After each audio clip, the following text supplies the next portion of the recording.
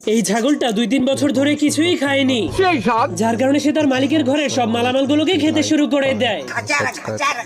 এমনকি সেই মেয়েটার লেহেঙ্গাটাকেও ছিঁড়ে খেয়ে ফেলে, আর এই পুরো পৃথিবীটাকেও খেয়ে ফেলে, এমনকি তার মালিকের লুঙ্গিটাকেও খেয়ে ফেলে। अजीब जानवर है। যার কারণে তার মালিক তার গলায় রশি বেঁধে তাকে বাইরে বেঁধে রাখার জন্য নিয়ে যায়।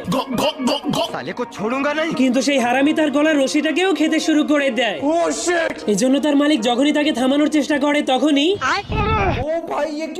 যার কারণে সে অনেক রেগে তাকে একটা লোহার টাওয়ারের সঙ্গে বেঁধে দেয়। কিন্তু যখনই সে ঘরে চলে যেতে শুরু করে তখনই সে পিছনে তাকালেই দেখতে পায় সেই হারামি পুরো টাওয়ারটাকেই খেয়ে ফেলেছে। এই জন্য তার মালিক তার হাত থেকে মুক্তি পাওয়ার জন্য তাকে একটা ঘড়ির সঙ্গে বেঁধে আকাশে উড়িয়ে দেয়।